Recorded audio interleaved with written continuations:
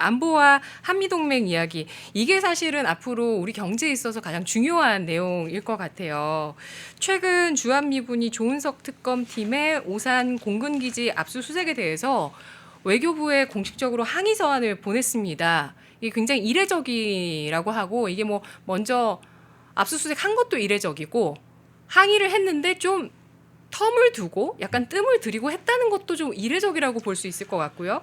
이 사안이 한미 동맹과 한국의 안보 리스크, 나아가서 기업 투자 환경이나 자산 시장에 주는 함의는 뭐라고 보실까요? 물론 이 주한미군 우리 이제 특검팀이 말하자면 이제 이런 시나리오죠. 윤석열 전 대통령 또는 뭐 그 휘하의 군대가 계엄의 정당성을 인위적으로 만들기 위해서 뭐 드론을 보내서 북한으로 하여금 대남 도발을 하도록 유도했다. 뭐 이제 그런 시나리오인데 저는 우선 전쟁이나 한미 동맹이나 이런 걸 연구해 본 학자의 입장에서 볼 때 드론을 뭐 보내서 북한을 자극한다고 해서 북한이 대남 도발 물리적 대남 도발에 나설 가능성이 과연 얼마나 될까 일단 그 부분부터 좀 의심이 가고요. 미국의 그 오산 기지는 뭐 어디까지 말씀드려야 될지 모르겠습니다만 전 세계를 감청하는 부대입니다. 감청을 하는 첨단 장비와 인력이 거기 상주한 것으로 알려지고 있습니다. 그런데 그 안에 이제 한국군 시설을 표적으로 우리 특검이 들어가서 조사했다. 그런데 우리 미국 시설은 뭘 알고 싶었던 걸까요? 미국 그러니까 아마 그 당일에 거기서 드론의 행적 우리 드론 부대가 북한에 보냈던 드론 행적 뭐 이런 것을 뭐 캐고 싶었다 뭐 이런 설도 있는데 구체적으로 지금 특검이 오산 공군기지에서 뭘 갖고 왔는지는 아직 공개가 안 되고 있어요. 그런데 이제 돌아가는 앞뒤 정황으로 볼 때 그런 내용을 노리지 않았겠느냐. 그런데 이게 심각한 외교상의 문제라고 저는 보는 것이 이제 두 가지가 그렇습니다. 아무리 군부대 내에 한국군이 관할하는 시설이 있더라도 전체적으로는 미군 부대 안에 있는 거예요. 그럼 그 미군 부대에 어쨌건 들어가려면 미군의 허락을 받는 것이 우리의 군대 다녀온 사람들의 상식입니다. 그게. 근데 지금 우리 특검이 뭐라고 변명을 했냐면은 한미 상호 양해각서를 통해서 출입 인허가권을 득한 갖고 있는 한국군과 협력하고 뭐 그 사람 입회하에 뭐 진행한 압수수색에 이렇게 변명을 했거든요. 근데 그건 말이 안 돼요. 왜냐하면 양해각서라는 것은 잘 아시겠습니다만 이러이러한 의향이 있다는 정도, 그러니까 계약 단계 한참 전에 우리 한번 이런 논의를 해볼 의향이 있다 정도를 합의하는 거기 때문에 첫 단계죠. 거의 뭐 그럼요. 단추 끼우는 정도죠. 그냥 뭐 남녀 사이로 치면 우리 한번 만나볼까 그 정도입니다. 그게 네. 그런 양해각서에 근거하여 뭐 일부 한국군의 면회를 온다든가 뭐 외부 용역 업체가 뭐 급하게 뭐 에어컨을 수리한다든가 뭐 그런 인원에 한해서는 너희들이 출입 통제를 하렴 아마 뭐 그런 정도를 좀 침소봉대하고 있는 것이 아닌가 하고 우려되는 거예요. 그리고 우리가 이제 군부대보다도 훨씬 더 보안이나 이런 것들이 느슨한 제가 한번 국회에서 일할 때 국회의원 내지는 국회 관계자들을 모시고 평택에 있는 뭐 반도체 공장에 견학을 가는 걸 한번 기획을 한 일이 있는데 제가 그때 많이 놀랐습니다. 몇 년 전인데 사진 촬영을 하긴 하되 그 사진 촬영의 앵글은 반드시 그 회사 직원이 잡아줘요. 그게 왜 그러냐면은 거기 천정에 붙어 있는 무슨 장비 하나, 바닥에 놓여 있는 무슨 장비 하나 이거가 비전문가에겐 그냥 뭐 무슨 기계가 있나 보다지만은 그 경쟁 적국이 볼 때는 저 장비가 있는 걸로 보아 지금 저 공장은 이러이러한 시스템이겠구나라는 것을 예측할 수 있게 한다는 거예요. 그러면 일개 민간 회사의 반도체 공장도 그렇게 철저하게 동선을 관리하고 함부로 민간인에게 그걸 공개하지 않는데 그것보다 100배, 1000배 더 삼엄하고 엄중한 군부대를 미군과 정확한 절차를 거치지 않고 들어갔다는 자체가 상당히 미국의 심기를 건드렸을 것은 분명한 사실이죠. 게다가 지금 이재명 정부의 특검이 좀 심지어 한미 양자 회담 때 그 인권 탄압하고 뭐 이렇게 한다고 트위터에다가 으르렁댔던 바로 그 장본인이에요. 그래서 심지어 뭐 트럼프 대통령을 괴롭혔던 어떠한 그 검사 이름까지 막 나오고 그러지 않았어요? 얘기하면 안 되나요? 뭐 제가 정확히 지금 잭 스미스. 예, 뭐 미친 뭐 잭 스미스. 예, 그래서 네. 지금 가뜩이나 한미 관계가 지금 경색 국면인데다가 네. 트럼프 대통령이 좀 도끼 눈을 뜨고 바라보고 있는 특검이 오산의 최정의 그 어떤 감청 부대를 뚫고 들어갔다. 그 우리 특검이 아무리 변명을 해도요. 그 부대를 민간인이 지나갔다는 자체가 문제인 거예요. 만약에 그 특검 안에 특검에서 그 압수수색 과정에서 이리저리 본 복도에서 만난 사람이 뭐 이런 옷을 입고 있더라. 거기에 뭐 이런 게 놓여 있더라. 그거 하나하나가 다 군사 대회비거든요. 그래서 이것은 명백히 대한민국이 좀 경솔했다. 이건 저 압수수색의 직후에 미국에서 볼멘 소리가 나올 때 바로 우리 정부가 대응하는 게 맞죠. 우리 특검이 절차에 따라서 한다고 한 것이 조금 앞서간 것 같다. 앞으로 이런 일 없도록 단단히 주의를 주겠다. 앞으로 어떤 일이 있어도 우리가 미군 기지를 출입할 때는 한미 상호방위 조약 정신에 근거해서 미군과 협의하고 진행하겠다. 앞으로 안 그러겠다. 이렇게 나갔어야 되는 거예요. 근데 지금 뜨뜻미지근했잖아요. 그러니까 보다 사과 메시지가 안 나오니까 항의 서한을 보낸 거라고 봐야죠. 그러면 정부가 좀 사과하고 유감을 표명하고 그 트럼프 대통령과 만난 이후에 뭔가 조치를 취하는 시간을 기다려준 거라고요? 그렇죠. 시간을 준 거죠. 그래도 쟤네들이 동맹이고 뭐 한국에도 제정신 박힌 군인들은 있을 테니 저 특검이 한 행동이 잘못됐다는 것을 아는 사람이 있을 거다. 좀 기다리면 자기들도 좀 유감 표명 정도는 있겠지 하고 시간을 줬겠죠. 그리고 어쨌거나 한미 정상이 만나는 자리에서 이 내용이 언급이 됐잖아요. 뭐 이제 이재명 대통령이 네. 갑자기 팍 숙이고 들어가니까 공개적인 자리에서는 아니 박사님 그게 팍 숙인 건지 뭔지 모르겠지만 아. 특검은 내 관하가 아니다라고 얘기를 했어요. 그거 이제 국회에서 한 것이지 내가 한 게 아니고 그 이제 책임 회피를 하시더라고요. 그렇죠. 영화 실미도에 나오는 뭐 그건 비겁한 변명입니다라는 대사가 떠오르는 거죠. 그 아마 뭐 제 관할이 아니라고 이야기한 네. 것이 거짓말이라는 거 트럼프가 모를 리 없죠. 하지만 이제 어쨌건 천문학적인 투자금을 약속하고 어쨌건 와서 예의를 지키니까 앞에서 면박은 안 준 겁니다. 그러나 우리나라에 와 있는 저 대사관, 미국 대사관이 노나요? 어찌 보면 대한민국 사람들이 알고 있는 것보다 더 자세히 알는지도 모르죠. 그래서 우리가 타이밍을 놓쳤다. 우리가 남녀 사이에서도 관계가 틀어지면 빨리 타이밍이 중요하듯이 네. 유감 표명 정도를 바로 다음 날 했었어야 되는 겁니다. 그리고 뭐 이런 것도 했으면 좋죠. 예를 들면 그때 압수수색에 투입됐던 인원들 전원에게 보안 각서를 받는 겁니다. 우리 다시 한번 내가 약속한다. 그 오산 공군기지에서 듣고 보고 뭐 알게 된 내용 내 죽을 때까지 뭐 그런 딱 사인해가지고 그거 모아가지고 한미연합사에 전달하면서 악수도 좀 하고 바로 이런 것들이 외교의 아마추어리즘을 드러낸 것이 아닌가. 그렇게 해서 넘어갈 수 있었습니다. 제가 볼 때는. 근데 기다려도 안 하니까 제대로 한번 철퇴를 맞은 거죠. 그리고 무엇보다 70년 한미동맹 역사에 이런 일이 있었냔 말이에요. 그리고 지금 이런 항의 서한을 대한민국이 받고 있는 것을 국제사회가 볼 때 국제사회에 이게 어떤 시그널이 되겠냐는 거. 네. 저 대한민국이란 나라는 뭐 굳이 한정하자면 지금 대한민국 정부는 신뢰하고 같이 가기가 어려운 나라인가 보구나. 비슷한 게 이를테면 GM이 철수한다잖아요. GM이라는 회사가 지금 대한민국에서 못 버티고 나간다. 그것이 국제사회에 주는 시그널하고 비슷한 거죠. 지금 대한민국은 뭔가 우리가 정상적인 자유우방으로 같이 가기가 쉽지 않겠구나. 매우 부적절한 시그널을 주고 있는 것이다. 그리고 이런 것을 이 정부가 지금 너무 대수롭지 않게 여기고 있는 것 같아요.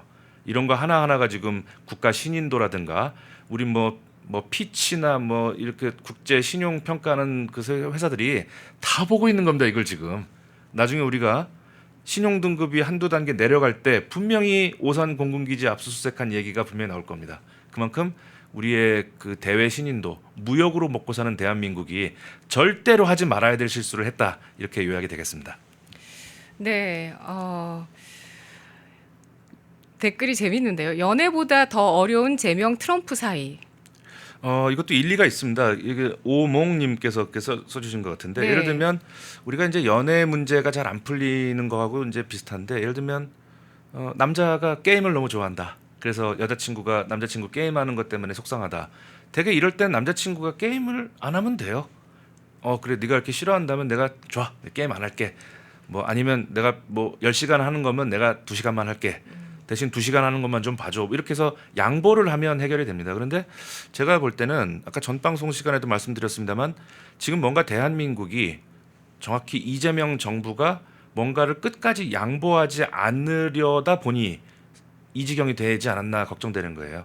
3,500억 달러라는 그 판돈이 이렇게 커진 것도 결국은 무언가를 미국이 요구한 무언가를 양보하려 하지 않기 때문에 이 지경이 된 것이 아닌가. 그래서 뭐 연애보다 어려운 제명 트럼프 사이 이렇게 얘기하는데 우리 정부가 마음만 고쳐 먹으면 적어도 연애보다는 쉽게 갈 수 있지 않을까 이렇게 생각합니다.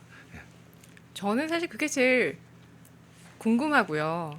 끝까지 양보하지 않으려 한 무언가. 그게 사실 핵심인데 좀 이야기에 곤란한 부분도 있는 건지. 왜냐하면 이제 네. 그거는 이제 두 가지 이유가 그렇습니다. 제가 건강 관리를 열심히 해야 되겠다고 맘먹는 이유가 몇 가지가 있는데 첫째는 이제 우리 미국의 그 60년대에 케네디 대통령 누가 죽였는지 아직 발표 안 하고 있거든요. 네. 실제로는 다 저 80년대에 조사가 끝났어요. 그거. 네네네. 근데 정치적인 여파를 고려해서 지금 아직도 공개 안 하고 있는 겁니다. 근데 얼마 전에 트럼프 대통령이 공개할 것처럼 이야기했다가 트럼프 대통령도 이거 아마 사안에 심각하니까 그래서 그거를 저 죽기 전에 알아야 되겠다 해서 건강관리 하나 하고 두 번째는 이 3,500억 불 어떻게 만들어진 거냐. 끝까지 양보하려 하지 않았던 이재명 정부의 그 이슈는 뭐였느냐. 이거 아마 어떤 순간에 뭐 위키리크스나 뭐 어떤 뭐 미국의 무슨 통신 이런 식으로 나올 겁니다. 근데 제가 몇 가지 예측을 해보면 첫째는 이재명 정부의 아주 본질적인 정체성의 수정을 요구하지 않았을까. 이를테면 우리가 그것을 친중의 길을 포기하지 못하는이라고 하시는 그것이 거죠. 친중일 수도 있고 네. 또는 친북일 수도 있고 또 아니면 지금도 사실은 저 이재명 대통령의 최측근이라고 알려진 어떤 여성분이 지금 최고의 화제 아니에요? 뭐 네. 그분 출신이 뭐 경기도의 뭐 어디 연합 출신이다 뭐 이런 말이 도는데 네. 그런 이념적인 어떠한 정체성 그것의 철회 내지는 전폭적인 수정 이런 것과 관련된 무언가를 미국이 요구하지 않았을까? 만약에 그런 것을 요구받았다면 통상적인 정치인은 그 양보하기가 쉽지가 않죠. 왜냐하면 자신의 지지 기반이기 때문에 그렇습니다. 그리고 구체적인 것을 한번 논해보자면 너 앞으로 한미동맹에 관하여 이러한 걸 하지 마라. 너 함부로 훈련 연기하거나 이런 거 하지 마라. 또는 너 등거리 외교니 운전자론 같으니 내 눈에 그런 거 보이면 가만둘 수 없다. 대외적으로 그거 하지 않겠다고 해라. 근데 이제 분명히 그 한미 양자회담 전날 이재명 대통령이 한 그 학술 회의장에서 미국에서 안미 경중의 시대는 끝났다고 선언을 했거든요. 그렇다면 그것보다 더 진하고 딥한 걸 요구했다고 봐야 돼요. 그게 무엇이냐 말이에요. 그것은 아마 시간이 좀 지나야 밝혀질 것이지만 제가 뭐 대통령실의 내밀한 그 정보를 열람할 수 있는 위치는 아니지만 대충 셈법을 계산해 보면 이재명 정부의 근본적인 지지 기반, 노동계층, 좌익 아마 이쪽이 도저히 받아들일 수 없는 요구를 하지 않았을까. 그래서 판돈이 올라간 것이 아닐까라고 짐작해 봅니다. 네. 미군 부대 털었던 걸 사과한다고 미국이 받아주겠습니까? 이런 얘기도 올라오는데요. 뭐 다시 건널 수 없는 강을 건넌 거 아니냐 이렇게 생각하시는 분도 계세요. 이렇게도 볼 수 있지만 사과라도 하고 보안각서 반성문 같은 거 써서 제출이라도 하는 게 더 낫다는 뜻이에요. 그리고 그렇게라도 했으면 항의서한 형식이 아니라 뭐 브리핑이나 아니면 미국이 잘하는 거 있죠. 월스트리트 저널 같은 매체에다가 익명의 관계자 발로 그때 참 섭섭했다. 뭐 이런 식으로 항의서한보다 강도를 좀 낮춘 어떤 그런 것이 올 수 있었다. 그런 말씀입니다. 그래서 그리고 사과도 잘해야 되겠죠. 그런데 지금 이미 타이밍이 늦어버려 갖고 지금 저 댓글 말씀 주신 것처럼 지금 갑자기 막 뭐 항의서한 받고 나서 뭐 사과하고 하는 것의 진정성은 뭐 이분 말씀이 맞을 겁니다. 결국에 결론적으로 이제 미국이라는 이 중요한 이 동맹 그리고 우리 안보와 경제에 직결적으로 영향을 주는 이 미국과의 관계에 있어서 좀 안 좋은 쪽으로 마일리지가 이렇게 쌓여 있는데 이게 결국에 언제 자산 시장에 어떤 식으로 반영이 될 것인가. 이게 사실은 장이 이렇게 좋아도 우리가 좀 걱정하는 대목입니다. 코스피는 사상 최고치를 경신하고 있지만 또 원하는 또 가파른 약세를 보여주고 있는 지금 상황인데요. 뭐 미국은 방법이 많을 거다. 많죠. 네, 그리고 우리를 정말 주의 깊게 지켜보고 있는 단계고 미국이 그렇게 하기 때문에 여타 많은 국가들도 그들의 관계에 대해서 그걸 통해서 한국이 신뢰할 수 있는 국가인가 아닌가를 지금 보고 있다라고 하셨는데요. 미군의 운영 계획에 변화 조짐을 보인다는 분석도 나오고 있습니다. 한국 내에 미군 주둔 구조나 뭐 정보 보호, 군사기지 관련 뭐 규제라든지 여러 가지 것들 이런 미군의 운영 계획이 변화하고 있는 조짐들이 있는데 이게 자산 시장이나 산업 생태계에 미칠 영향이 있을까요? 그 영향이 상당히 큰 영향을 줄 공산이 있습니다. 왜 그러냐면 이제 한미 동맹의 어떠한 성격, 뭐 이제 직설적으로 말씀드리자면 대한민국에 주둔하고 있는 미군 일부를 뭐 대만이나 뭐 괌으로 보낼 수도 있다. 뭐 이러한 계획이 지금 솔솔 흘러나오고 있는데 네. 이제 미국이란 나라가 원래 대외적으로 행동하는 방식이 원래 좀 그렇습니다. 어떤 본격적인 행동 전에 살살 흘려줍니다. 뭐 월스트리트 저널이라든가 또 어떤 매체 또는 뭐 우리나라 언론사에다가 이렇게 살짝 주기도 하고요. 그래서 미국이 너희들 말 안 들으면 이렇게 할 수도 있어라는 시그널을 주고 난 다음에 그래도 말을 안 들으면 그때 행동을 하거든요. 예를 들면 지금 몇 가지만 제가 뭐 떠올려 보면 올해 1월 달에 미국의 에너지부에서 대한민국을 민감 국가 리스트에 올렸어요. 네. 그것을 뭐 저는 에너지 전문가는 아니지만 핵무기나 핵 연료 이런 거 개발할 때 한국은 예의주시해야 한다 그 의미예요.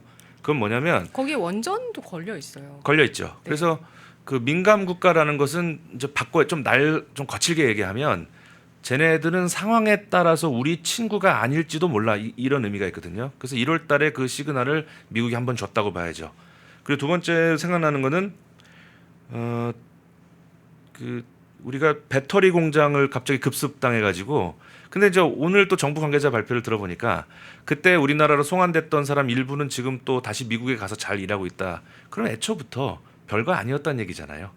뭐 여권 문제가 표면적인 명분이었지만 그것도 사실은 대한민국 정부의 경고 차원으로 취해진 조치라고 보는 게 맞죠. 네. 그리고 불과 엊그제입니다. 엊그제는 지금 미국 해군이 호주하고 일본에게는 어떤 기술을 수출하기로 하고 대한민국은 제외했는데 그 기술이 뭐냐면 협동 교전 능력이라는 게 있는데 이게 뭐냐면 이제 현대전은 네트워크전이거든요. 바다의 군함들 위에 떠 있는 정찰 자산 전투기 이게 네트워크로 연결이 돼서 일종의 동기화가 돼서 특정 목표를 예를 들면 군함이 먼저 찾을 수도 있고 하늘에 있는 정찰기가 먼저 찾을 수도 있고 여러 가지 시간차가 있기 때문에 이것을 동일하게 네트워크에 놓아서 동기화 시켜가지고 가장 단기간에 목표를 찾아서 공격하는 그 첨단 네트워크 전술 시스템입니다. 근데 그걸 호주하고 일본에는 주기로 했어요. 마리주와 수출이지 주는 거죠, 그거는. 근데 대한민국은 빠져 그랬습니다. 이게 한 2, 3일 전에 뉴스에 나온 건데 이것이 주는 미국의 시그널도 대단히 무거운 거죠. 이거는 과거 그 1월 달에 민감 국가 리스트에 올린 거가 한 10쯤 된다면 이번 건 한 100쯤 된다고 봐야 돼요. 왜 그러냐? 네. 유사시 대한민국은 우리와 같이 전쟁을 수행하지 못할 수도 있어. 이 얘기잖아요. 바로 그럼 이런 시그널이 나오게 된 이유가 뭐냐? 명백히 이재명 정부의 대미 외교 실정에서 비롯된 것이라고 볼 수밖에 없죠. 그리고 또 저 얼마 전에 니케이 아시아에서 3월 달에 처음 보도가 된 것 같은데 미국의 그 방위선에서 대만과 대한민국이 제외될 가능성이 있다. 그래서 과거 그 현대판 뭐죠? 그 6.25가 나기 전에 에치슨 라인 이 사건이 재현되는 게 아니냐. 네. 자, 그럼 우리가 엮어서 보면 에너지 민감 국가부터 쭉 일련의 그 미국의 행동을 보면 지금 미국이 경주 에이펙에서 어떤 스탠스로 나올지 보이잖아요. 이렇게까지 하고 있는데도 아직도 국민들을 상대로 에이펙에서 어떤 천재 뭐 약간 천지가 요동칠 만한 뭐가 나올 것처럼 관세 문제가 갑자기 뭐 타결될 것처럼 이야기한다면 이거는 조금 이제 한미 관계를 쭉 관찰해 오는 저 같은 사람한테는 조금 가소롭게 들리는 겁니다. 그래서 지금 미국이 이렇게 지속적으로 시그널을 주고 있는데 과연 이렇게 시그널을 준데도 불구하고 이재명 정부가 끝까지 양보하지 않고 굽히지 않는 그 안건이 무엇인가 우리 다 같이 그걸 궁금히 여기면서 기다려보기로 하겠습니다. 맞습니다. 그게 핵심이기 때문에 그걸 제일 궁금해하시고 그 내용을 좀 잘 분석하거나 예측하고 있고 집중해서 분석하는 이런 매체들을 또 현명한 구독자 여러분들은 또 찾고 계시는데 오늘 너무 강의 좋아요. 오늘 명강입니다. 이런 글 올라오고 있고요. 그리고 네. 재판 이야기도 나오네요. 재판부터 받아야 되는 거 아닙니까? 뭐 이런 얘기도 나오고 있고 정치인의 수준을 보면 그 나라의 국민 수준이 나온다라고 또 글을 주셨는데 그래서 어느 순간부터 우리가 정치에 대한 식견을 빠르게 높이기 위해서 많은 노력들을 다들 나름대로 하고 계시고 입문 편으로 저희 영상 좀 공유 좀 많이 해주셨으면 좋겠다. 제가 네. 한 4, 5년 전부터 우리 학교의 그 중고등학생들 그 아이들 교과서 문제에 좀 많이 관심을 갖고 있어요. 그래서 네. 지금 얼마 전에 조금 뭐 이슈가 됐던 그 대한민국 사회교과서라는 그 대한교과서 우리 우파 진영이 만든 겁니다. 거기에도 제가 저자로 참여했는데 그때도 제가 그 교과서에서 꼭 하고 싶었던 이야기가 뭐냐면 초등학생 때부터 우리나라는 국제 정치를 가르쳤으면 좋겠어요. 아우, 국제 정치가 어떻게 돌아가는지 네, 이것을 맞습니다. 초등학생 때부터 가르쳐 놓으면 네. 감히 어떤 정부도 그런 국민들을 상대로 내가 운전할게요. 뭐 안미 경중 이런 말 못할 거예요. 그래서 제대로 국제 정치를 가르치는 것이 그 어떤 뭐 계몽이라고 하면 좀 너무 거창하고 대한민국이 좀 국격에 걸맞는 지적 수준을 갖추는 출발점이 될 것 같고요. 그리고 좀 구체적인 얘기를 좀 해주는 게 이 방송에 좀 도움이 될 것 같아서 네. 그러면 지금 이 한미 관계 경색된 걸 풀려면 그럼 구체적으로 우리가 뭘 하면 좋겠는가 그 얘기를 좀 드리면은 네. 지금 뭐 이재명 정부가 좋은 말만 해갖고는 안 된다는 건 이미 명백히 드러난 것 같아요. 사실은 정부가 알고 있나가 참 예. 좋은 말로만 네. 국제관계가 규정된다면은 네. 우리 한미 양자회담 할 때 한미 관계는 최고 단계로 격상됐다고 봐야 돼요. 왜냐하면 말로만 놓고 보면 트럼프 대통령님 그 우리 한일 간의 과거사 문제 깨끗하게 해결됐습니다. 그리고 전날 안미 경중 없어 끝났어. 한미 동맹이 최우선이다. 또 뭐 심지어 대통령님 백악관의 이 황금빛 인테리어가 너무 멋있습니다. 말만 보면 한미 관계는 그날 최고 단계로 격상된 거죠. 말만 보면. 근데 지금 계속해서 한미 관계 안 풀리는 것으로 볼 때 트럼프 정부가 이재명 정부의 말을 믿는 것이 아니고 행동을 하기를 기다리고 있는 것 같은데 그 좋은 행동을 몇 가지만 제가 좀 추천을 해드리고 싶은 것이 첫째는 주한미군 주둔비 그거 이영만리 타지에서 젊은 군인들이 우리나라 와서 고생하는데 그 물값 전기세 뭐 이런 거 우리가 낸다. 그 주둔비 그 1조 2조 하는 건데 그거 가지고 더 이상 미국하고 실갱이 하지 않겠다. 뭐 그런 선언이 보탬이 될 겁니다. 상당히. 두 번째는 아까 말씀드린 것처럼 한미 연합 훈련을 고도화하고 정례화하겠다. 앞으로 그 어떤 여하한 뭐 코로나 같은 사태가 와도 한미 연합 훈련은 예정대로 진행한다. 뭐 이런 정도 선언이 나가면 좋을 것 같아요. 그리고 제발 좀 중국의 외교적 도발, 중국의 우리 서해상에 지금 막 뭐 양식장이라고 그들은 말하고 있습니다만 그 막 구조물 막 지어가지고 우리 영토를 지금 야금야금 먹고 있는데 왜 아무 말 안 하냐는 거예요. 네. 그리고 그 우리 신라 호텔을 그렇게 전체 예약하고 노쇼 하는데 그거 항의 서한 보냈나요? 이런 행동이 지금 필요한 거예요. 그리고 지금 간첩법 얘기도 지금 미국이 예. 예의주시하고 있을 겁니다. 네. 앞으로 우리 간첩법을 개정해서 미국의 항공모함이 우리 부산에 들어올 때 뭐 드론 띄워서 찍고 이런 놈들 가만두지 않겠다. 뭐 이런 정도의 행동을 하고 난 다음에 뭐 에이펙에서 트럼프 대통령님 관세가 뭐 이렇게 해야 수순이 맞지. 행동은 하나도 안 하면서 말만 이렇게 한다. 그리고 이재명 정부로서는 좀 아픈 이야기겠습니다만은 대변인은 경질하는 것이 옳지 않나. 국민을 상대로 너무 거짓말을 많이 했잖아요. 뭐 합의문이 필요 없을 정도로 네. 잘된 이거 문명 국가에서 정부 대변인이 그렇게 거짓말을 했으면 물론 그것을 뭐 대변인이 뭐 알고 썼겠습니까? 위에서 그렇게 발표하라니까 한 거겠지만은 대변인이 사임을 하는 것이 이것이 문명 국가의 도리다 그렇게 보겠습니다. 그러니까 이런 정부의 행태들이 그 국민들이 정부를 신뢰하지 못함을 넘어서 그러니까 국민을 너무 우습게 본다, 분노하게끔 하는 내용이고요. 지금 미국한테 우리 정부가 할 수 있는 최선의 이런 말이 아닌 행동들, 말씀하신 부분들이 다 국민들이 원하는 겁니다, 박사님. 네. 그 얼마 전에 보니까 뭐 현직 국회의원이 자기 딸 결혼하는 걸 몰랐다. 그리고 뭐 양자 역학을 공부하느라고 미처 우리 딸 시집가는 날짜를 몰랐다. 저는 그게 그러한 해명에 깔려 있는 저의 지금 이 집권당이 또는 뭐 이 정부가 국민을 어떻게 보고 있는가를 단적으로 보여준 것이 아니냐. 그리고 그 아파트 규제를 해가지고 그 양도세 몇 푼 내면 될 사람이 막 세금 폭탄을 맞고 지금 중국 사람들만 지금 저 신이 나서 아파트를 뭐 줍고 있다 뭐 이런 얘기 나오는데 우리 정부 강요가 네. 그 투기 제한 구역의 아파트를 다 으리으리한 대골 같은 아파트 갖고 있는 거 아니에요? 그러면 이 정도 타이밍이면은 그중 한두 명이라도 사표를 받아야 되는 거 아니에요? 그래서 지금 이 정부나 집권당이 국민을 대하는 그 자세가 벌써 이 정도면 그럼 미국을 대할 땐 얼마나 막 나갔겠는가라는 푸념이 좀 나오는 것이죠. 그래서 제가 볼 때는 이게 지금 대한민국 국민들이 최근에 뭐 이제 윤석열 정부가 그렇게 이제 무너지고 너무 지금 뭐랄까 좀 어안이 벙벙하다. 너무 지금 약간 큰 충격을 받은 뒤에 지금 정신 분간이 안 되는 약간 이런 상황이 아닌가.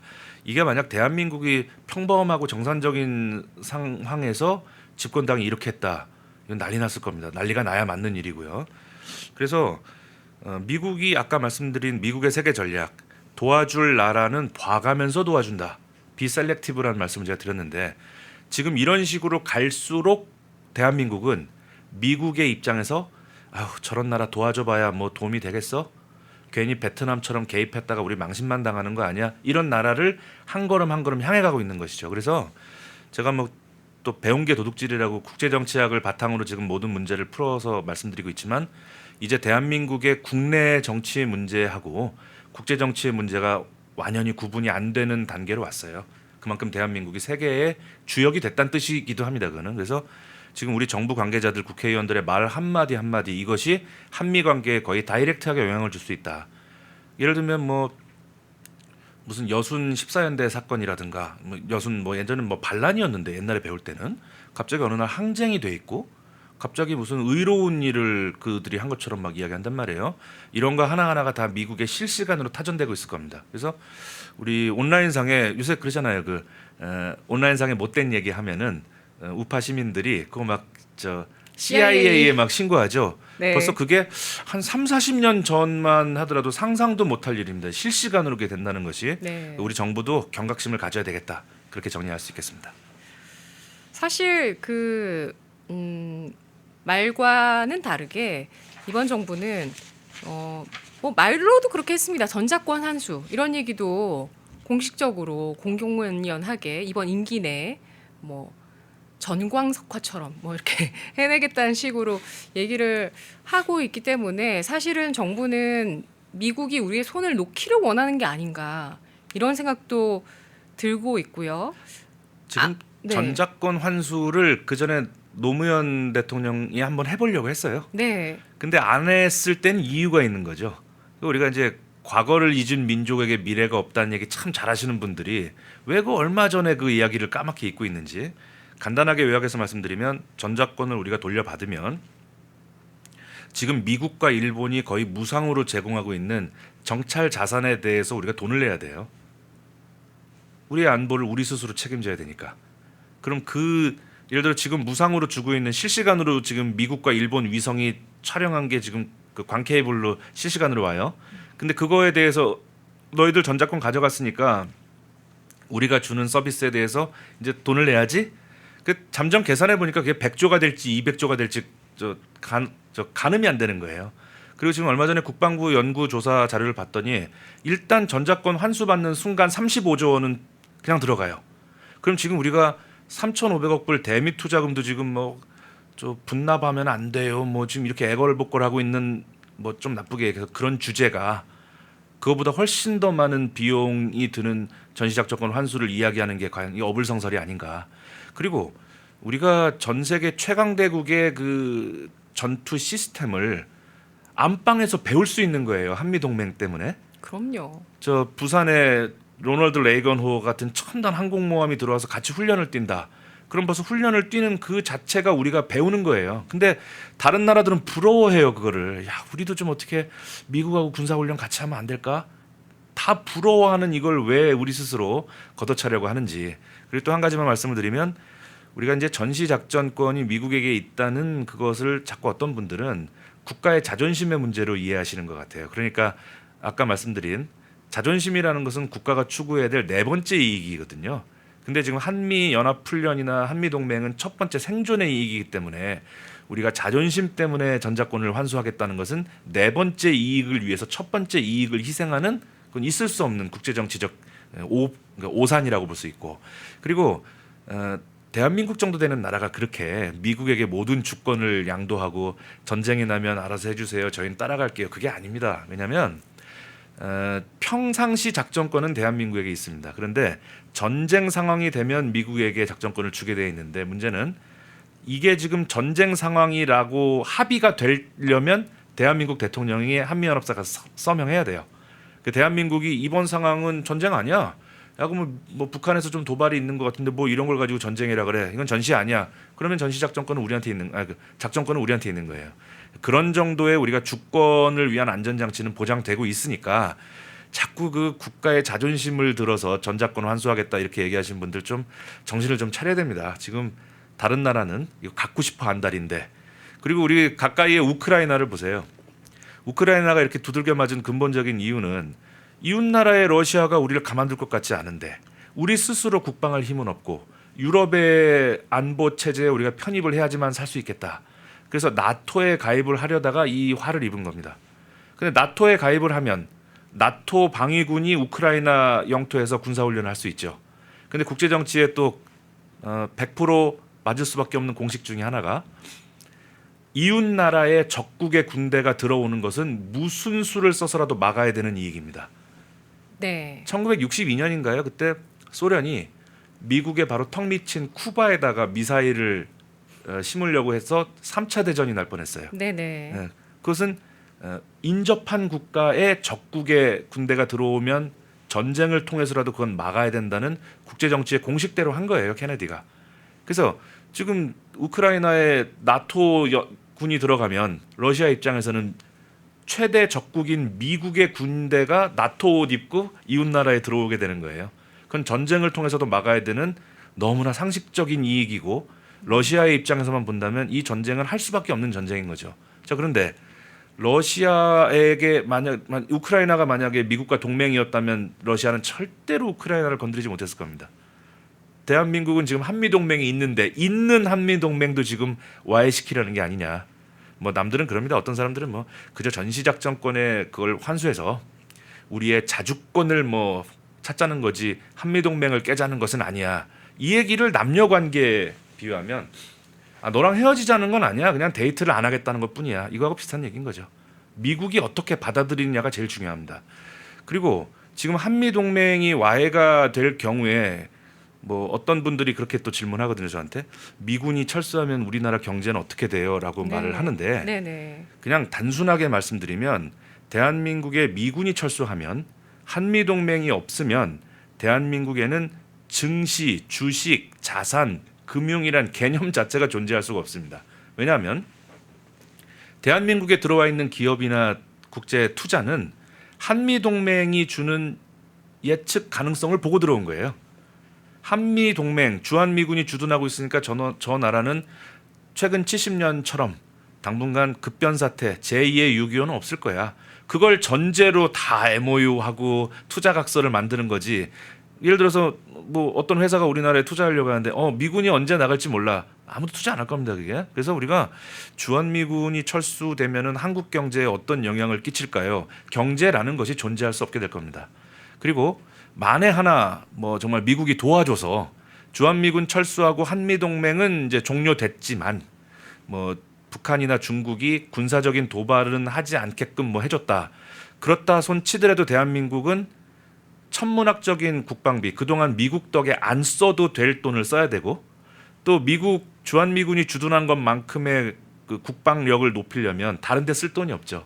그러면 복지라든가 우리 사회적 약자를 위해 쓸 돈을 다 국방비에 때려 박아야 되는 것이고, 그리고 결과적으로 미국이 없으면 안 되겠다는 것을 우리가 깨닫게 된 시점에는 네. 다시 미군을 불러와야 하는데 그 비용 또한 만만치 않을 겁니다. 너희들이 싫다고 내보내놓고 이제 와서 다시 들어오라고?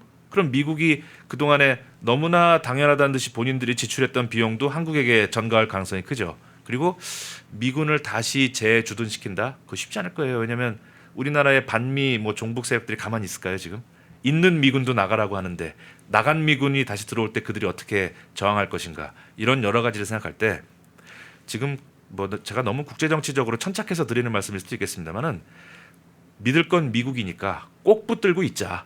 그것이 안보를 위해 경제를 위해서 필수 불가결한 일이다. 이렇게 요약이 되겠습니다. 안보를 보나 경제를 보나 정치를 보나 답은 미국이라는 걸 아마 많은 국민들께서도 이미 다 알고 계시고요. 어떤 사람들은 그래요? 네.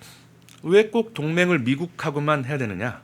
한중 동맹 또 어떤 분들도 장난기 있는 분들이 우리가 저 감비아랑 친하니까 한감 동맹도 있지 않느냐 뭐 이제 그렇게 얘기하는데 한중일 이렇게 또 엮어서 그 뭐 통화사업부 그렇게- 같은 경우도 그 지금 엮어서 하려는 거잖아요. 예, 그게 안 되는 이유가 예. 국제 정치적으로 너무 명확하거든요. 우선 동맹의 개념은 좋아하는 사람하고 이렇게 커플링하는 게 아니에요. 동맹은 반드시 그 두 나라 이상의 국가들이 외부에 공통적으로 적이라고 믿는 나라가 존재해야 돼요.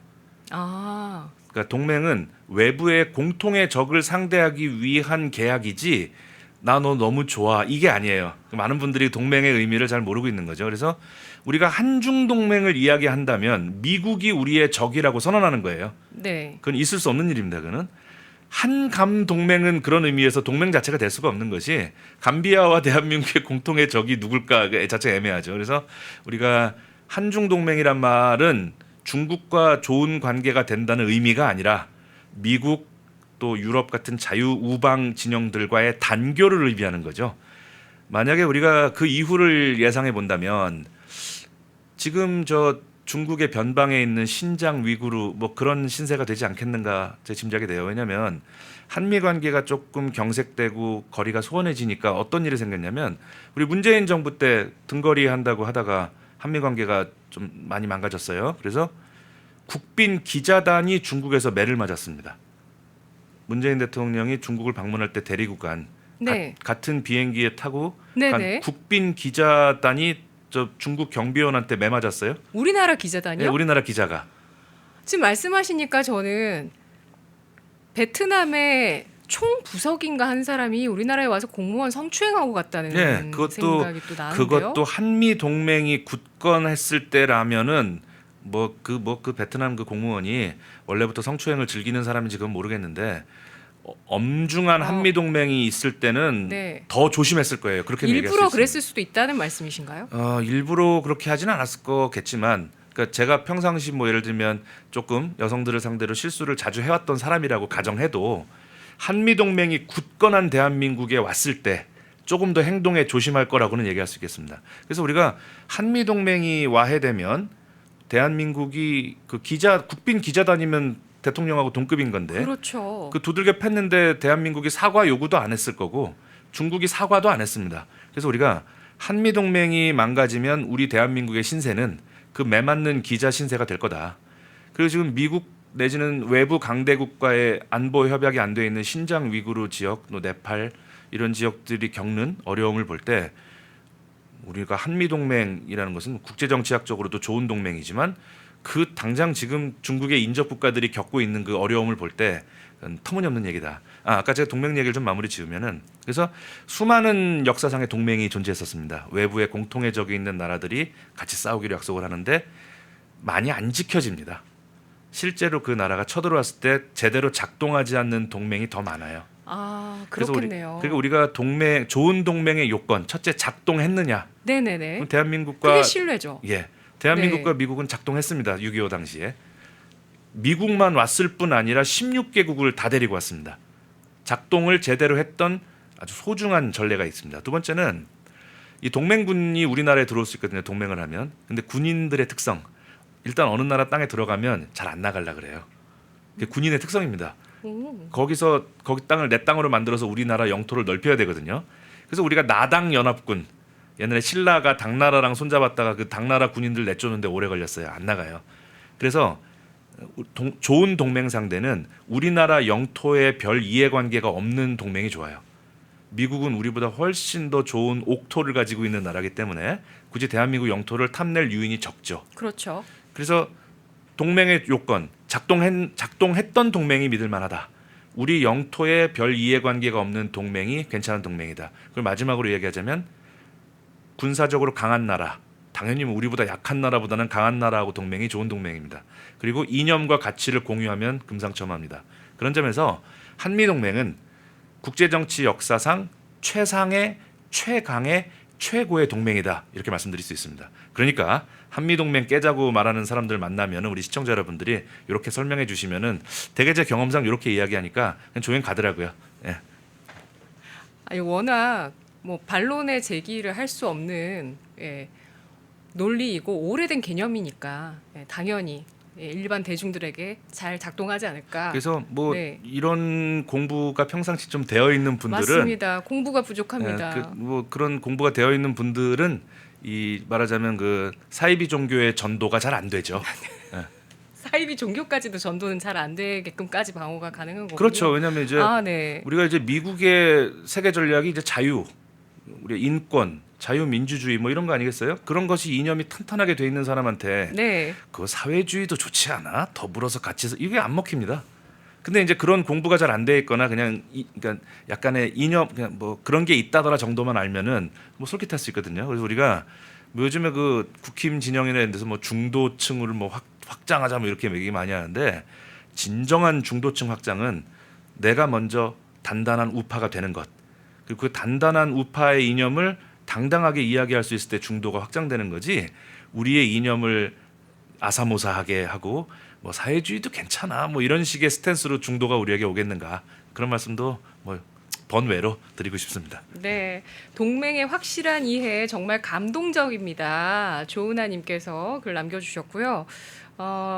우리나라와 미국과의 동맹과 또 안보 문제를 담당하고 있는 미군의 주둔 이런 것들이 만일에 이제 변화가 되거나 또 안보의 불확실성이 커지는 상황이 오게 됐을 때 결국에 우리 주식시장과 경제는 없다고 볼 수 있다. 이렇게 얘기를 해주셨는데요.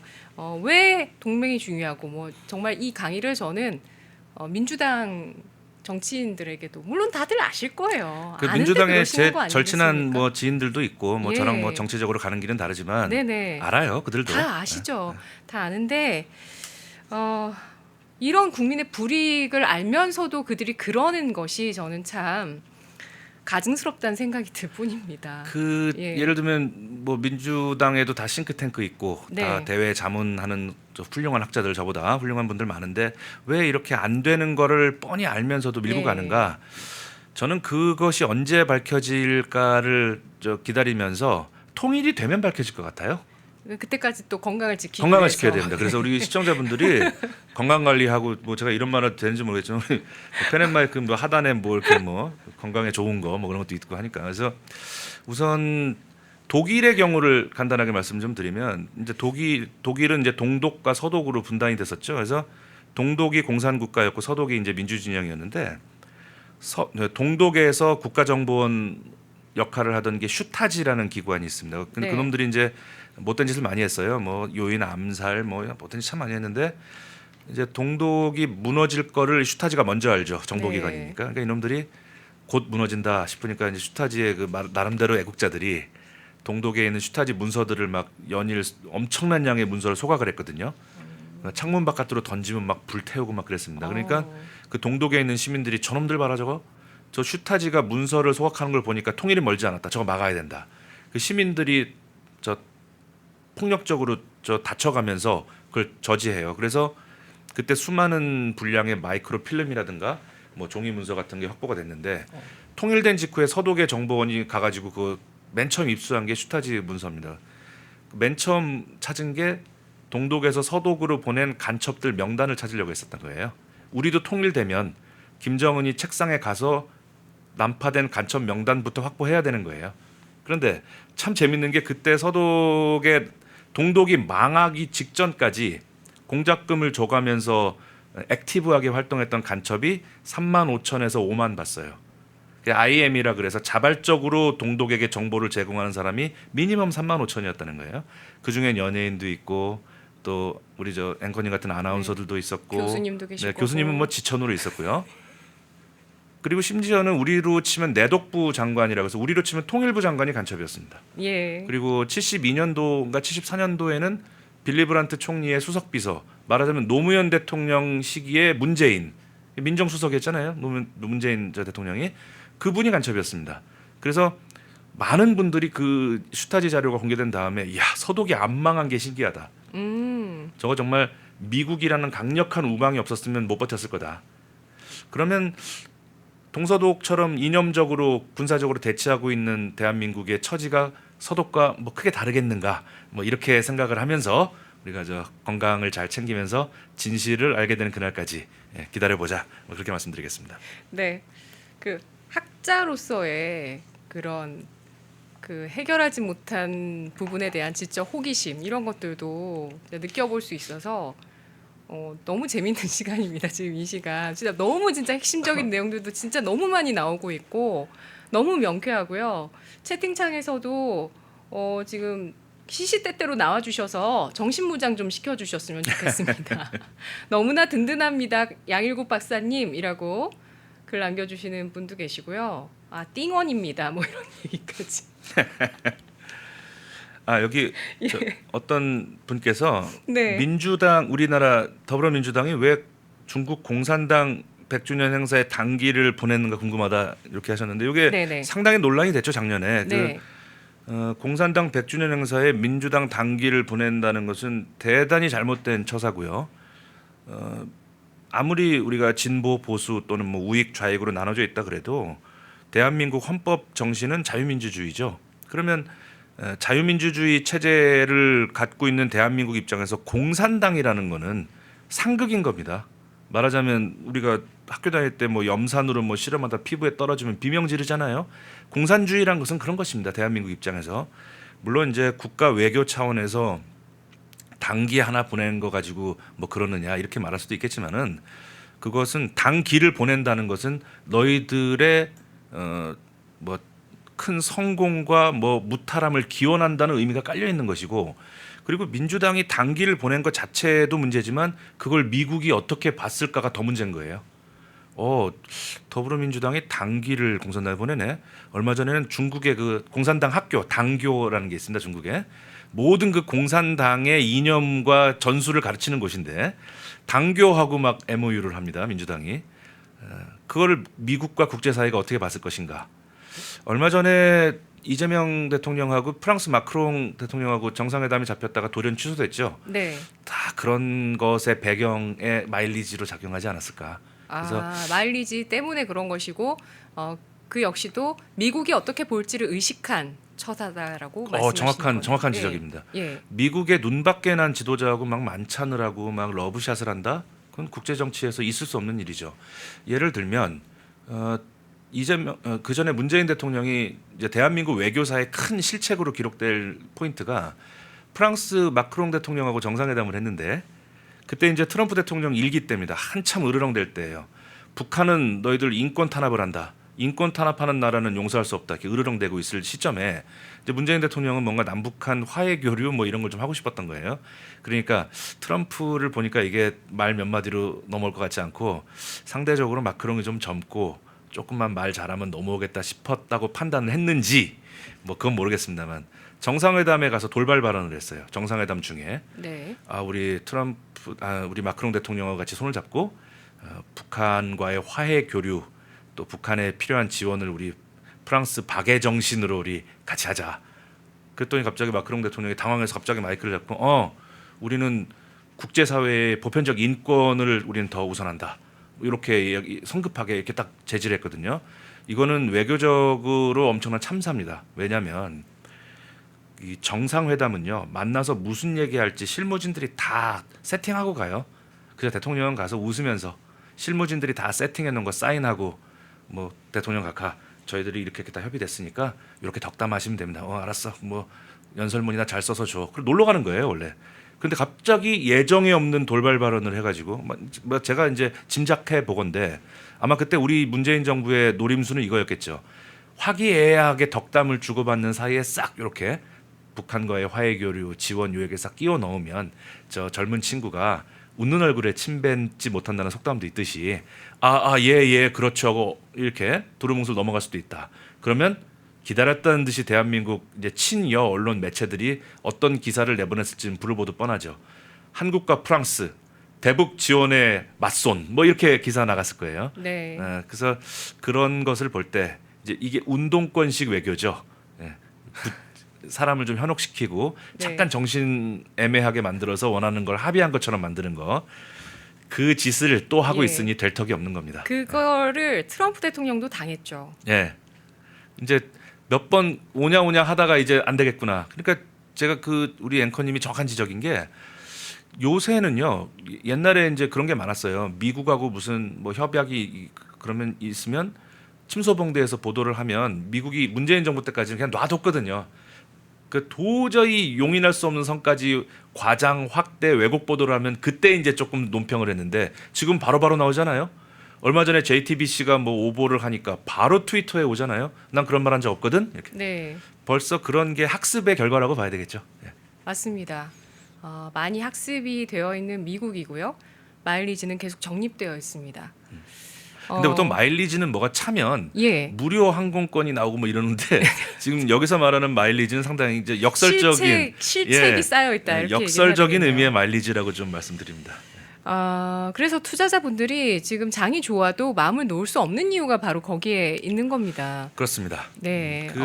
지난날에 미국이 마음에 안 드는 나라를 이제 응징한 다양한 사례들이 있는데요. 네네. 우리가 지금 장이 좋아도 이거는 이제 주식 투자라는 것은 하나의 기대와 또 미래의 희망 뭐 이런 심리들이 작동하는 판이기 때문에 네. 미국은 그러한 단꿈을 한 번에 깰 수 있는 여러 가지 수단을 갖고 있죠. 사실 말씀 중에 죄송합니다만 한미 회담 이번에 처음 있었을 때 미국으로 이재명 대통령이 건너갔을 때 그때도 갑자기 트루스 소셜에다가 숙청과 혁명 이런 말을 딱 써버렸단 말이죠. 그 이제 트럼프의 협상의 기술이라는 책 보면은 상대방을 협상 전에 상대방을 엄청나게 과중한 심리적인 압박을 준 다음 그것보다는 조금 나은 대안을 주면 이 사람은 덥석 문다. 그런 트럼프 협상 전술이 빛을 발한 겁니다. 근데 우리 정부도 좀 실책이 있었던 것이 그 비행기를 타고 가면서 조금 큰 소리를 쳤단 말이에요. 그게 실시간으로 타전됐을 겁니다. 이재명 대통령이 지금 양자회담 하려고 비행기 타고 오고 있는데 기내에서 뭐 나도 옛날에 뭐 했던 사람이야 뭐 이런 그래? 그럼 우리도 좀 센 걸 하나 보여주지. 그 뭐 숙청 이런 거 어때? 아마 그렇게 해서 됐을 공산이 있어요. 그래서 아까 말씀드린 것처럼 트럼프 대통령은 부동산 사업가 아니에요? 전 세계를 돌면서 사기꾼이라는 사기꾼은 다 만나보지 않았겠냐는 거예요. 그래서 허튼 수가 좀 안 통한다 이렇게 말씀드릴 수 있고요. 그리고 우리 지금 제 또래들은 생생히 기억할 겁니다. 그 1997년에 IMF 외환 위기. 그 IMF 외환 위기를 뭐 주제로 뭐 영화배우 김혜수 씨 나오는 무슨 영화도 있던데 제가 보다가 중간에 네. 나왔어요. 국가 부도 위기. 예, 국가 부도의 날이었나? 한 네. 보다가 나왔어요. 너무 이거는 제가 알고 있는 제가 그 시대 제가 IMF 때 대학생이었기 때문에 네. 너무 생생히 기억하고 있는 거를 너무 이제 드라마로 만들었다는 느낌이 좀 들었던 건데 이제 본질을 말하면 이런 겁니다.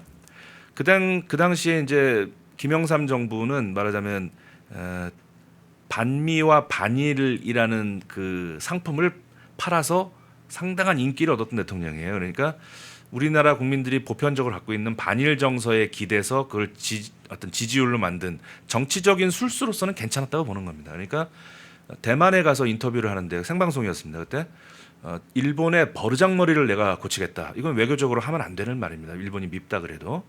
그리고 이제 그 97년 전후에 갖고 미국에서 수입한 쇠고기가 문제가 좀 됐는데 한 60도 정도에서 한 5분 끓이면 되는 그 알파벳 O157 세균 그 사태가 있었는데 적당히 한두 마디 하고 덮었어야 될 건이에요. 저 세계 최강 대국이 말이야 쇠고기 하나도 관리 못합니까? 이번에 넘어가 드릴 테니까 앞으로 잘해. 그랬으면 되는 겁니다. 근데 그 재미를 본 거예요. 김영삼 대통령이 일본과 미국의 할 말은 하는 지도자 인기 좋았거든요. 그러니까 야 처음이었을 거예요. 그게 그렇죠. 그랬을 겁니다. 예. 그 전에 저 쟁쟁한 뭐 박정희 전두환 대통령이 그걸 할 줄 몰라서 안 했던 건 아니겠죠. 그렇죠. 그러니까 이제 뭐라고 했냐면 쇠고기 하나도 뭐 제대로 못하는 놈의 나라에서 뭐 담배는 어떻게 수입하고 철강은 어떻게 수입해 이렇게 질러버린 거예요. 근데 우리나라 국민들은 환호했습니다. 야, 우리 대통령 멋있다. 그래서 제가 기억에 그때 청소년들의 최고의 스타가 농구 선수 허재였는데 네. 허재가 2등이고 1등이 김영삼 대통령이었습니다. 거의 포퓰리즘의 극이었던 거죠, 대한민국이 그때. 오. 근데 그때나 지금이나 미국의 동아시아 전략은 한미일 삼각 협력을 통해서 북중러를 견제한다. 그것은 그때나 지금이나 똑같은 겁니다. 근데 김영삼 대통령이 속된 말로 삐딱선을 탄 거죠. 야, 한미일 협력해야 된다니까 왜 자꾸 일본하고 싸우고 왜 쇠고기 가지고 왜 우리한테 왜 그래? 아, 안 돼. 너희들은 쇠고기 못 믿어. 이렇게 간 거예요. 그러니까 그때 미국 대통령이 고민하다가 적정한 선에서 버릇을 좀 고쳐놔야 되겠다. 이제 대한민국도 꽤 먹고 살만해졌고 예전처럼 저렇게 미국한테 때를 써도 봐주고 이러면 안 되겠다. 앞으로 우리가 지속 가능한 한미 관계가 되기 위해서는 대한민국 사람들도 조금 충격 요법이 필요하겠다. 그래서 온 게 IMF 외환 얘기입니다. 어떻게 한 거냐면 대한민국이 그때 한미일 삼각 협력이라는 대의 명제 아래 일본이 우리한테 달러를 저가에 빌려줬어요. 저리로. 저리에 대출해줬어요. 네네. 그거 믿고 동남아에 펑펑 투자하면서 우리가 버블을 맛본 건데 미국이 이제 일설에 따르면 미국이 일본에 전화해서 너희들 대한민국에게 대출해준 그 달러 더 이상 연장 없다. 그 지난번 대출 연장할 때 약속한 그 날짜에 회수한다. 그러니까 대한민국이 난리가 난 거죠. 관례상 계속 연장해 주던 대출을 갑자기 환수하니까 우리나라 달러고가 텅 비게 된 거고 그때 대한민국은요 저 외환 보유고가 저금통이 아니거든요. 다달이 분기마다 들어올 돈 들어오고 나갈 돈 나가야 되는 돈인데 외환 보유고가 비니까 뭐 석유나 이런 거 결제해줘야 되는데 못하면 국가 부도가 되는 거죠. 지금도 그런 상황인 거죠. 당연하죠. 네. 지금 외환 보유고가 4,500억 불 정도 되는데 그 중에 한 3분의 1 정도는 언제든지 나가고 언제든지 들어오는 돈이에요. 그래서 우리가 외환 보유고에서 3,500억 불 주면 되지 않느냐, 그 정말 현실 모르는 소리인 거죠. 그래서 대한민국이 혹독한 체질 개선을 하고 그때 제가 저 20살 때 대학교 1학년이었는데 보통 우리가 이제 대학교 1학년 마치고 군대 가요 남학생들이. 그럼 머리 빡빡 깎고 일부러 일가 친척들한테 인사하러 가는 게 이제 불쌍하게 머리 깎은 다음에 군대 다녀오겠습니다 이러면 용돈을 주거든요. 근데 그때 참 제가 운이 나빴던 게 곧 군대 갑니다 뭐 어르신 뭐 인사하러 가니까 다 뭐라고 하냐면 축하한다 그래. 군대 가니까 안 됐다가 아니라 네. 어이 축하한다 좋을 때 가는구나. 야 우리 아들도 좀 보냈으면 좋겠는데 방법이 없겠냐. IMF 때 취업이 안 되니까 대학교에 다니는 의미가 없는 거예요. 그때 전국에 있는 남학생들이 다 군대 가려고 이제 지원서를 냈습니다. 비극이죠 일종의. 그리고 뭐 대기업이 줄도산을 하는데 우리 같은 학생들 그래서 그 시절에 뭐 이건 좀 뭐 주제에 어긋난 얘기지만 그때 유명했던 소설 괭이 부리말 아이들 그 IMF 한파로 이혼한 결손가정 아이들이 살려고 몸부림치는 내용입니다. 그리고 기억나는 노래 그 오락실이라는 노래 있어요. 한스 밴드의 오락실. 네네. 아빠가 정리해고 당했는데 정리해고 당했다고 말을 못하죠. 그래서 회사 출근하는 척하고 동네 오락실에서 게임을 하고 있는 겁니다. 근데 딸이 학교 땡땡이 치고 오락실에 갔다 아빠를 만나는 내용입니다.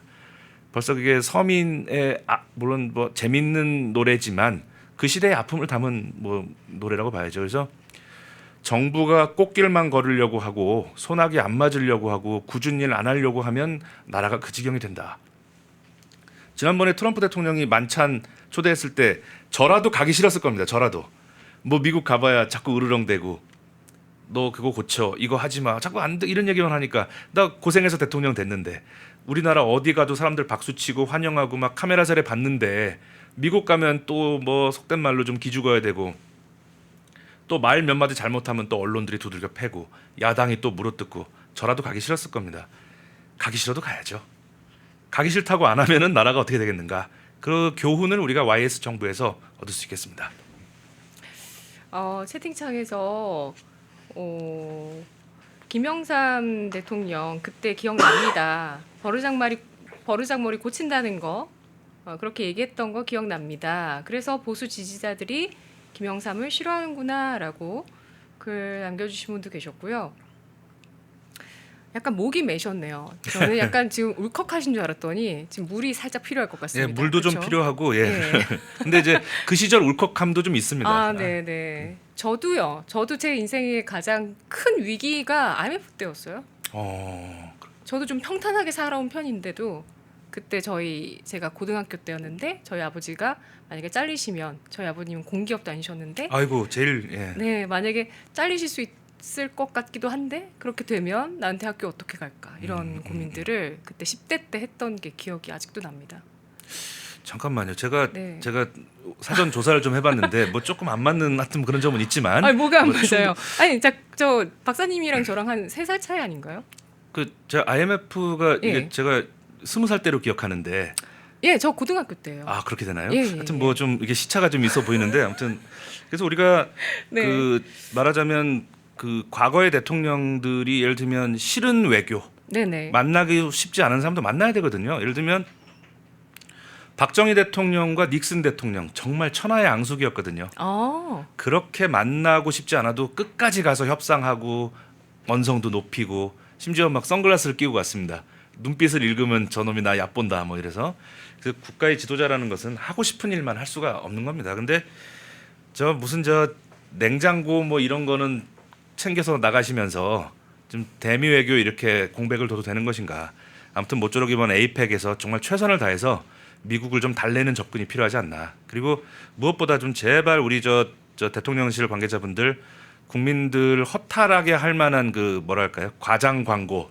요즘은 과자도 안에 별로 없는데 이렇게 공기 넣어서 부풀려서 팔면은 과태료 물죠. 네. 일개 과자도 그거 과대 포장하면은 과태료를 무는데 지금 이 정부 너무 과대 포장하는 거 아닌가? 우리 국민들도 에이펙에 너무 뜬구름처럼 기대하기보다는 차분하게 지켜보고 어떤 에이펙의 결과를 보고 그때 판단한다 이렇게 가면 좋을 것 같습니다. 네.